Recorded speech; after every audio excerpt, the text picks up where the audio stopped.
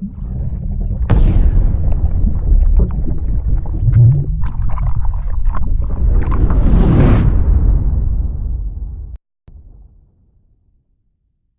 all powers, lifted up.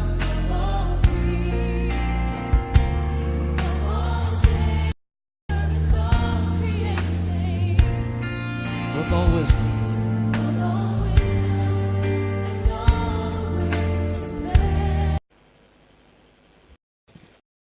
Mesdames, Mesdemoiselles et Messieurs, bien-aimés dans le Seigneur, nous vous saluons au nom du Seigneur Jésus. Très bel après-midi à tous et à toutes.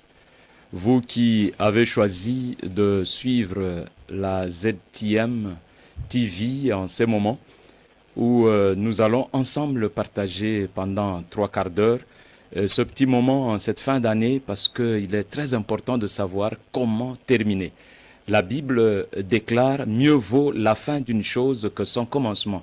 Et donc, par rapport à Dieu, une fin est extrêmement importante. Une fin a une valeur extrême. Et voilà pourquoi il ne faut jamais terminer comme on pense, mais il faudra toujours chercher à terminer comme Dieu pense. Et quand on se rend compte de l'évidence de cette affaire, on se dit, il est important, à 42 jours de la fin de cette année 2018, qu'on puisse plus se remettre en question et voir dans quelle mesure il est possible de pouvoir refaire un certain nombre de choses et arriver à pouvoir atterrir correctement. Sachant qu'il y a une autre année qui doit commencer et donc comme un avion, bien atterrir assure également un bon décollage. Mais déjà, ne pas bien atterrir vous met sous pression de manière à ce que votre décollage soit déjà assez difficile. Une fois de plus, bienvenue à vous tous, chers téléspectateurs. Nous allons passer certainement un bon moment pour que nous soyons tous encouragés à bien terminer l'année que nous avions commencée, l'année qui a cheminé et l'année qui se tient maintenant pratiquement à son bout, à son soir, pour que le matin de 2019 nous soit agréable. Nous allons nous recommander entre les mains du Seigneur parce que s'il ne bâtit pas, personne ne bâtira. Ou quand on bâtira, on aura bâti en vain. C'est pourquoi il est bon que nous nous recommandions entre les mains du Seigneur. Prions. Dieu de toute grâce, merci encore parce que tu nous offres une opportunité. Toutes les fois où tu viens à notre secours, avec ce que tu penses être utile, tu nous envoies ta parole. C'est pourquoi il est écrit, dans leur détresse, ils crièrent à l'Éternel. Ô Éternel, sauve-nous. Et tu leur envoyas ta parole et ta parole les guérit. Tu ne leur envoyas pas de l'argent. Tu ne leur envoyas pas autre chose. Tu ne leur envoyas pas de bonnes relations. Tu ne leur envoyas pas quoi que ce soit, mais tu leur envoyas ta parole. C'est pourquoi nous avons recours encore cet après-midi à cette merveilleuse parole, celle qui construit, celle qui bâtit toutes choses, pour que nous puissions avancer et terminer correctement cette année. Merci de nous accompagner et de nous soutenir, et de soutenir quiconque a encore l'oreille maintenant à écouter ce que tu vas dire, car le temps s'y prête. Au nom de Jésus, nous avons ainsi prié et nous disons Amen.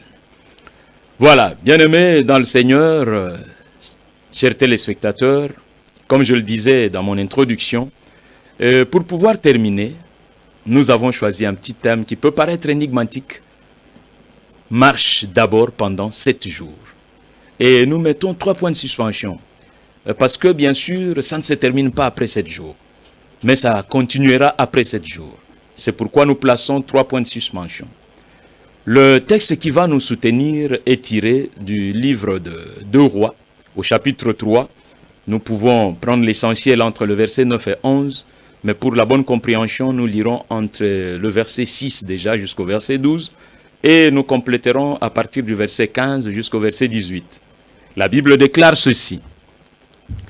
Le roi Joram sortit alors de Samarie et passa en revue tout Israël. Il se mit en marche et il fit dire à Josaphat, roi de Juda, « Le roi de Moab se révoltait contre moi. Veux-tu venir avec moi attaquer Moab ?» Josaphat répondit, « J'irai, moi comme toi, mon peuple comme ton peuple, mes chevaux comme tes chevaux. » Et il dit, « Par quel chemin montrons-nous » Joram dit, « Par le chemin du désert d'Édom. » Le roi d'Israël, le roi de Juda et le roi d'Édom partirent Et après une marche de 7 jours, si tu peux avoir ta Bible, tu soulignes 7 jours, ils manquèrent d'eau pour l'armée et pour les bêtes qui la suivaient. Alors le roi d'Israël dit, hélas, l'Éternel a appelé ces 3 rois pour les livrer entre les mains de Moab. Mais Josaphat dit, n'y a-t-il ici aucun prophète de l'Éternel? Et si possible, tu soulignes également cette belle question, n'y a-t-il ici aucun prophète de l'Éternel par qui nous puissions consulter l'Éternel? L'un des serviteurs du roi d'Israël répondit, il y a ici Élisée, fils de Shaphat, qui versait de l'eau sur les mains d'Élie. Et Josaphat dit, la parole de l'Éternel est avec lui. Le roi d'Israël, Josaphat, et le roi d'Égypte descendirent auprès de lui. Nous sautons et nous allons directement au verset 15. Maintenant, c'est Élisée qui parle, amenez-moi un joueur de harpe. Et comme le joueur de harpe jouait, la main de l'Éternel fut sur Élisée. Et il dit, ainsi parle l'Éternel. Faites dans cette vallée des fosses. Si, une fois de plus, c'est ta Bible, tu soulignes des fosses. Car, ainsi parle l'Éternel, vous n'apercevrez point de vent. Vous pouvez souligner point de vent. Vous n'apercevrez point de vent. Et vous ne verrez point de pluie. Et cette vallée se remplira d'eau. Vous pouvez souligner tout l'ensemble. Et cette vallée se remplira d'eau.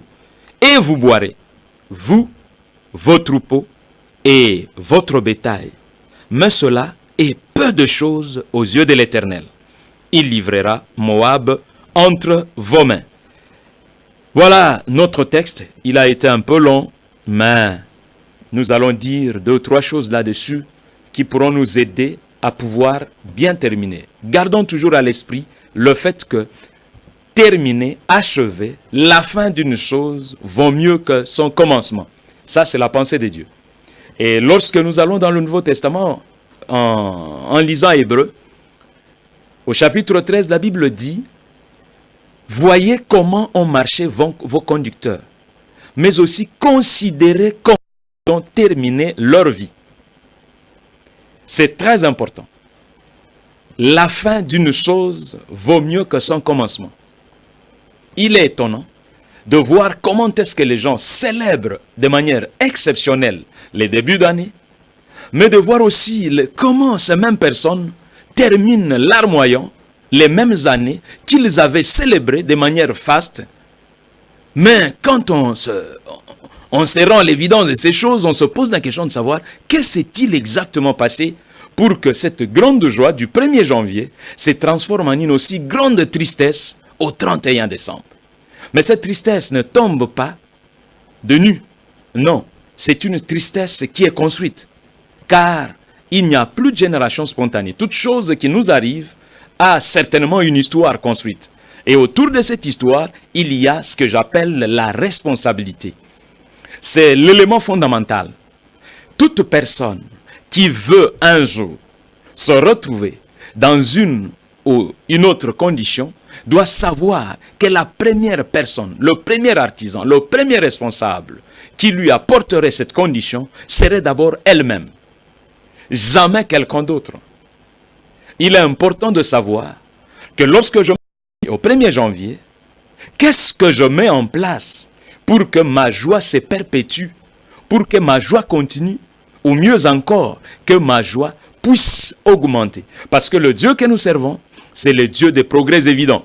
Il veut que ce qui est en nous puisse progresser, croître, jusqu'à apparaître comme la lumière du grand jour, c'est-à-dire la lumière de midi. Le soleil est à midi, il est au zénith. Il y a la plus grande lumière qui peut nous parvenir. Et lorsque Dieu parle des progrès, Dieu parle de ce que nous devons être, il veut à tout prix que nous puissions avancer de cette manière-là, comme avance le soleil. Au lever, et petit à petit progresse, jusqu'à ce qu'à midi, ça devienne exceptionnel. Et que nous gardions cela pour que nous ne puissions pas nous retrouver en difficulté. Alors, pour cet après-midi, à 42 jours de la fin de cette année, nous voulons ensemble partager ce petit moment pour réconforter ceux qui sont en train de faiblir dans leur foi, pour réarmer l'espérance et pour redonner de la vigueur à certains projets pour lesquels on s'est dit, est-ce que ça vaut encore la peine? Parce qu'on a l'impression que le Seigneur nous a livrés, il nous a abandonnés, comme l'avait dit ce roi. Alors, pour y aller, nous allons nous poser quelques petites questions. Pourquoi ce sujet? Nous avons dit le temps nous l'impose parce que nous sommes à la fin. Mais il n'y a pas que le temps. Il n'y a pas que le temps. Il y a également le fait que le maître de temps et des circonstances parle tellement de la fin. Nous aimerions plus nous attarder là-dessus. Et donc, il y a des choses qui s'attachent à la fin pour lesquelles, lorsque nous nous y prêtons correctement, nous pouvons tirer les choses les meilleures de la vie. Nous sommes venus réactiver la foi. Nous sommes venus réactiver l'espérance. Nous sommes venus réarmer moralement tous ceux qui, aujourd'hui déjà, nous sommes pratiquement à la fin du mois de novembre, sont en train de se dire que ça passe pour qu'on voit comment on fera demain. Que ça passe pour qu'on voit comment on entreprendra en 2019. Que ça passe vite parce qu'on n'a plus rien à faire. J'aimerais te dire, mon frère, ma soeur, j'aimerais te dire, toi qui peut-être occasionnellement nous saisis à ces moments, mais si tu peux prendre l'habitude d'y être chaque jour, à cette heure-là, nous sommes capables de pouvoir t'aider à pouvoir avancer correctement. Il ne sera pas gai que j'avance encore davantage sans que vous ne me connaissiez. Peut-être vous êtes en train de vous poser des questions sur, mais qui est cette personne qui se met à parler et à nous instruire ainsi? Moi, c'est le docteur Chénier Kibala. Je suis le pasteur principal de l'église Les Shiloh, Jésus revient, à Lemba plus précisément, au numéro 1584 de l'avenue Rukozizi. Et comme référence principale quand vous venez, sont les galeries Hugo Tanzambi, à partir desquelles vous pouvez cheminer jusque là où nous sommes. Revenons sur ce que nous étions en train de dire. Pourquoi donc nous sommes en train de parler de ces sujets? Nous sommes à 42 jours de la fin. Et dans la numération biblique, quand vous prenez 42, c'est comme 6. C'est-à-dire 4 plus 2, ça vous donne 6. Et 6, c'est le chiffre de l'homme. L'homme va jusqu'à 6. C'est son niveau. À 7, nous sommes au niveau des dieux. Et donc, aujourd'hui, nous sommes pratiquement dans les conditions idéales pour l'homme. Tu as encore la possibilité de mettre en action tes capacités, tout ce que tu as, pour pouvoir arriver au résultat que tu attends. Ne crois pas simplement au nombre de jours passés. Il y a plus de jours passés. Mais comme nous allons les heures à 12h30, merci beaucoup. Si le cœur vous en dit, ne manquez pas. Nous sommes là pour vous. Que mon Dieu vous bénisse abondamment. Merci. Lifted up